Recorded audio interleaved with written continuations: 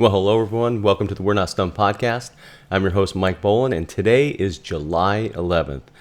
Usually I have these out a little sooner, the headlines that is, the top 3 headlines of the week. But I was at a speaking engagement up in Prescott, beautiful Prescott, Arizona, a lot cooler than it is here in Phoenix. And I really enjoyed myself there. If you're interested in having me speak at one of your events, I'd love to hear from you. Go to mikeboland.com and let's talk. Please reach out to me if you're interested in me speaking at your event. So let's get on with it. Headline number 1. Headline number 1 comes from Germany, actually. And German building material recycler D&H has invested in a customized Volvo wheeled loader to enable a member of its team to return to the role he previously loved. And this is after a fall from a height that resulted in him undergoing a partial limb amputation of his leg. In 2010, wheel load operator Stefan Mueller was left with a seriously damaged ankle after a fall from a ladder. Unexpected complications then resulted in 17 surgical procedures and almost a 4-year enforced break from work. And this accumulated, however you want to say it, ultimately what happened was he lost the lower part of his leg. Now, while Stefan joined D&H in 2021, this is 10 years after the accident that left him disabled, his role with the construction and demolition waste recycler was not that of a machine operator. But Stefan had previous experience operating a wheel loader at a gravel works, and he was keen to return to the profession, said a representative from Volvo. D&H was committed to helping him return to work and put his considerable skills and experience back to use. However, operating the pedals on the company's Volvo L120H wheel loader was clearly going to be a challenge, though, and a solution needed to be found.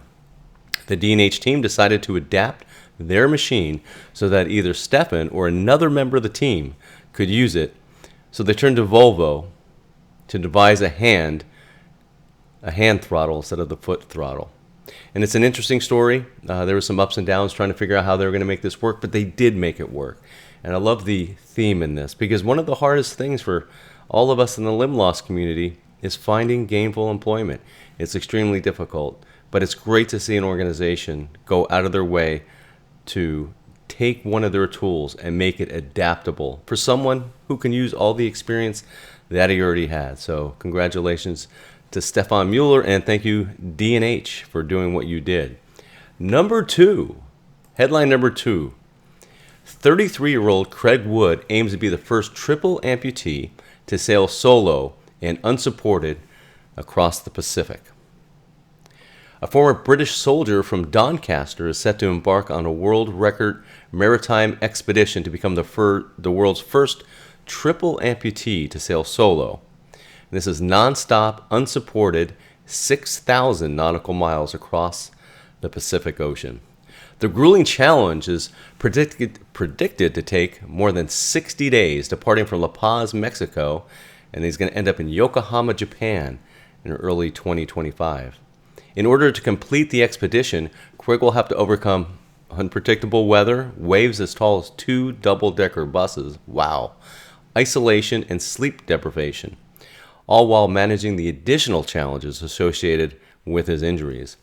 This is a massive challenge, and I'm not going into it without weighing up all of the risks involved, said Wood. Craig's boat for this voyage will be a 41-foot aluminum catamaran. It's a custom-built yacht made for the tougher conditions he will face. Now, he added that we're fully adapting my catamaran for the voyage, so that even if I have an issue with my prosthetic arm, I can still use one hand. That's pretty cool. Maybe I can do that. No, I don't have the guts of this guy. That's not just adding rails and electric winches, but also reconfiguring the galley to make sure everything is at an accessible height. Having gone through basic training as a rifleman in the British Army, Craig was posted in Afghanistan shortly after his 18th birthday. It was just 3 months into his first tour when his life changed forever. He lost both of his legs and his left hand due to an IED bomb blast on July 30th, 2009. He also suffered 2 collapsed lungs, lost 27 pints of blood, and his face was ravaged by shrapnel. Shrapnel, pardon me.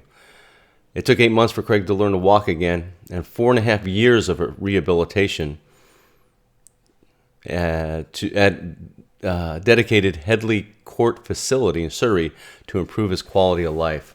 Well, best of luck to you, Craig Wood. I'm rooting for you. I'm sure everyone in the We're Not Stumped universe is rooting for you. I'll have the links in the description if you want to read more about this incredible person or D&H adapting their vehicles to help the Stefan and the earlier headline. But headline number 3.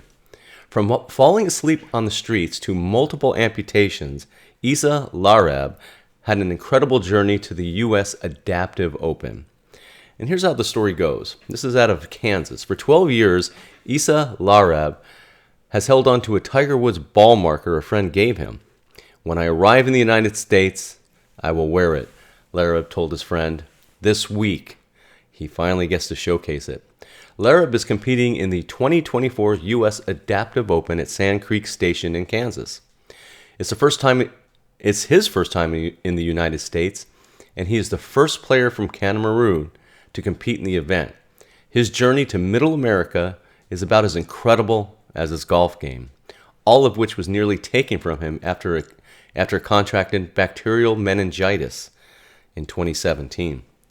The way that Tiger Woods would come back after all the things, it just gives me courage to continue, Larab said. Larab has long dreamed to come to America to play golf, but it wasn't until this week that he's got his chance. Growing up in Africa, he was 11 years old when his mother died. It's a shame, leaving him homeless. It's then when he said that he had to choose between a life on the streets or picking up golf balls and working for food. He chose golf. After a couple of years, he became a caddy, and his love for the game only grew. He started to play the game and slowly but surely became good enough to play on the Alps Tour.